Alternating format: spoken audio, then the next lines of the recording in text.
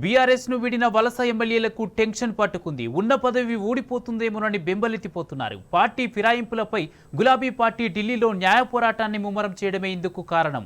వలస ఎమ్మెల్యేలకు ప్రజాక్షేత్రంలో బుద్ధి చెప్తామన్న బీఆర్ఎస్ వర్కింగ్ ప్రెసిడెంట్ కేటీఆర్ హెచ్చరికతో గోడ మీద పిల్లివాటం. శాసనసభ్యుల్లో వణుకు మొదలైనట్టు సమాచారం. ప్రస్తుత పరిస్థితుల్లో కాంగ్రెస్ నుంచి గెలవడము కష్టమేనని వారు భయపడుతున్నారట.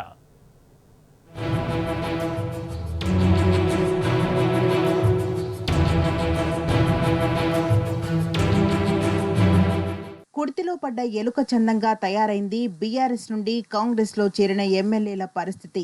పార్టీ ఫిరాయింపులపై గులాబీ పార్టీ ఢిల్లీలో లీగల్ ఫైట్ ముమ్మరం చేయడంతో వలస ఎమ్మెల్యేలపై వేటు తప్పదని తెలుస్తోంది. హైకోర్టులో ఇప్పటికే కాంగ్రెస్ లో చేరిన దానం నాగేందర్, కడియం శ్రీహరి, తెల్లం వెంకట్రావుపై బీఆర్ఎస్ పిటిషన్ దాఖలు చేయగా తాజాగా సుప్రీంకోర్టులోనూ లీగల్ ఫైట్ చేయడానికి గులాబీ పార్టీ రెడీ అయింది. బీఆర్ఎస్ వర్కింగ్ ప్రెసిడెంట్ మాజీ మంత్రి కేటీఆర్ ఆధ్వర్యంలోని నేతల బృందం ఈ దిశగా ఢిల్లీలో చర్యలు ముమ్మరం చేసింది.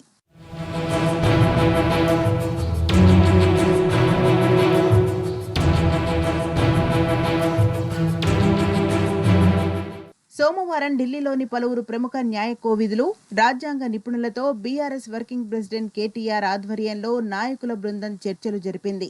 ఈ సందర్భంగా ముగ్గురు ఎమ్మెల్యేల అనర్హత వేటుకు సంబంధించి హైకోర్టులో వేసిన పిటిషన్తో పాటు పార్టీ మారిన ఎమ్మెల్యేలపై స్పీకర్కు ఫిర్యాదు చేసిన విషయాన్ని, వాటికి సంబంధించిన పత్రాలను న్యాయ నిపుణులకు అందజేశారు. ఈ సందర్భంగా పార్టీ ఫిరాయింపుల విషయంలో ఇప్పటికే మణిపూర్ ఎమ్మెల్యేకు సంబంధించిన కేసుతో సహా పలు కేసుల్లో సుప్రీంకోర్టు తీర్పులిచ్చిందని రాజ్యాంగ నిపుణులు వివరించారు.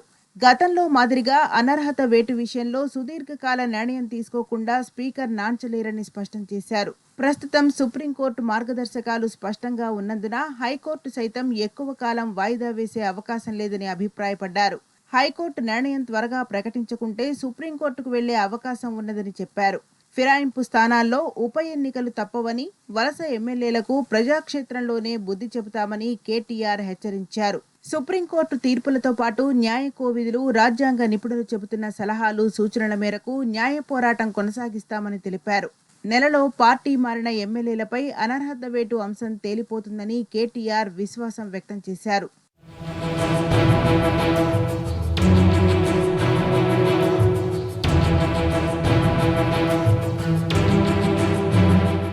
బీఆర్ఎస్ పార్టీ ఉనికి లేకుండా చేయాలన్న ముఖ్యమంత్రి రేవంత్ ఆరాటం ఫిరాయింపు ఎమ్మెల్యేల ఫ్యూచర్కే ఎసరు తెచ్చింది. సీఎం చెప్పిన మాటలు నమ్మి వేరువేరుగా ఎమ్మెల్యేలు 10 మంది కాంగ్రెస్ పార్టీలో చేరారు.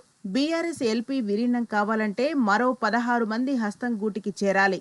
26 మంది ఎమ్మెల్యేలు పార్టీ మారితే గానీ బీఆర్ఎస్ ఎల్పీ కాంగ్రెస్ లో మెర్జ్ కాదు. దాంతో ఇప్పుడు కాంగ్రెస్ లో చేరిన 10 మంది ఎమ్మెల్యేలపై అనర్హత వేటు తప్పదంటున్నారు. అయితే సీఎం రేవంత్ తొందరపాటుతోనే ఇప్పుడు ఈ పరిస్థితి వచ్చిందని హస్తం పార్టీ సీనియర్లు అంటున్నారు. బీఆర్ఎస్ విలీనానికి సరిపడా ఎమ్మెల్యేలు వచ్చేంత వరకు కాంగ్రెస్ కండువా తప్పకుండా ఉండాల్సిందని అంటున్నారు. గతంలో బీఆర్ఎస్ అధినేత కేసీఆర్ టీడీపీ, కాంగ్రెస్ ఎమ్మెల్యేలు, ఎమ్మెల్సీలను పార్టీలో చేర్చుకున్నప్పటికీ విలీనానికి సరిపడా శాసనసభ్యుల సంఖ్య నిండే వరకు గులాబీ కండువా కప్పలేదని గుర్తు చేస్తున్నారు. కేవలం వారి కుటుంబ సభ్యులను మాత్రమే చేర్చుకున్నారని చెబుతున్నారు. కాంగ్రెస్ ఎంపీగా ఉన్న గుత్తా సుఖేందర్ రెడ్డి బీఆర్ఎస్ లో చేరినప్పటికీ ఏనాడు పార్టీ కండువా కప్పుకోలేదని, రాష్ట్ర రైతు బంధు చైర్మన్ గా ఉన్నప్పటికీ ఎప్పుడూ పార్టీ కార్యక్రమాల్లో పాల్గొనలేదని చెబుతున్నారు. ఇక ఇప్పుడున్న పరిస్థితుల్లో బీఆర్ఎస్ నుంచి మరో 16 మంది ఎమ్మెల్యేలు కాంగ్రెస్ లో చేరడం కష్టమేనంటున్నాయి హస్తం పార్టీ వర్గాలు.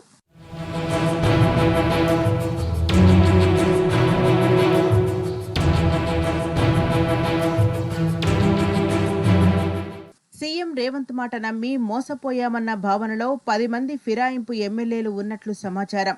కాంగ్రెస్ లో చేరకముందు ఇచ్చిన హామీలను నిర్లక్ష్యం చేయడంతో గద్వాల ఎమ్మెల్యే బండ్ల కృష్ణమోహన్ రెడ్డి ఆల్రెడీ సీఎం రేవంత్ కు జలకిచ్చారు. అసెంబ్లీలో బీఆర్ఎస్ వర్కింగ్ ప్రెసిడెంట్, మాజీ మంత్రి కేటీఆర్ ను కలిసి తాను గులాబీ పార్టీలోనే కొనసాగుతున్నానని ప్రకటించారు. బండ్ల బాటలో మరో 2 ఎమ్మెల్యేలు సైతం కాంగ్రెస్ ను వీడి తిరిగి గులాబీ కండువా కప్పుకోవడానికి సిద్ధపడ్డారన్న వార్తలు లీక్ అయ్యాయి.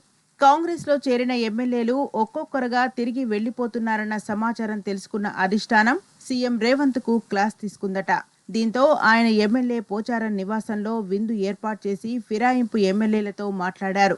పార్టీలో చేరికకు ముందు ఇచ్చిన ప్రతి హామీ అమలు చేస్తామని మాటిచ్చాడట రేవంత్. బండ్లను తిరిగి కాంగ్రెస్ కూటికి తీసుకొచ్చే బాధ్యతను మంత్రి జూపల్లికి అప్పగించడంతో గద్వాలకు వెళ్లి బండ్లను తిరిగి హస్తంగూటికి పట్టుకొచ్చారు. కాగా ఇప్పటికీ సీఎం ఎమ్మెల్యేలకు ఇచ్చిన హామీలు అమలు కాకపోగా వారి మెడపై అనర్హత వేటు కత్తి సిద్ధంగా ఉంది.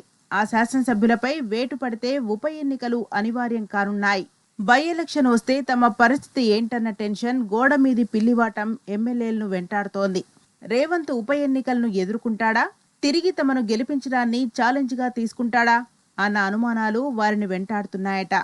అటు ఈ ఎపిసోడ్లో కాంగ్రెస్ సీనియర్లు తమకేమీ సంబంధం లేదన్నట్లుగానే వ్యవహరిస్తున్నారని సమాచారం. కానీ ప్రస్తుత పరిణామాలను మాత్రం వారు సైలెంట్గా గమనిస్తున్నారట. పార్టీ ఫిరాయింపులపై సుప్రీంకోర్టు గతంలో ఇచ్చిన తీర్పు ఆధారంగా ఫిరాయింపు ఎమ్మెల్యేలపై చర్యలు ఖాయమని న్యాయకోవిధులు, రాజ్యాంగ నిపుణులు చెబుతున్నారు. సీఎం రేవంత్ అనుభవ రాహిత్యంతో కాంగ్రెస్ లో చేరిన 10 మంది ఎమ్మెల్యేల ఫ్యూచర్ ప్రమాదంలో పడిందంటున్నారు. ఇటు అతి తక్కువ కాలంలోనే రేవంత్ సర్కార్ పై రాష్ట్ర ప్రజల్లో తీవ్ర వ్యతిరేకత వచ్చింది. ఇప్పటికిప్పుడు ఉప ఎన్నికలు వస్తే తిరిగి గెలుచుడు కష్టమన్న భావనలో వలస ఎమ్మెల్యేలున్నారట. కాగా మున్ముందు ఈ పరిణామాలు ఎటు దారితీస్తాయో వేచి చూడాలి.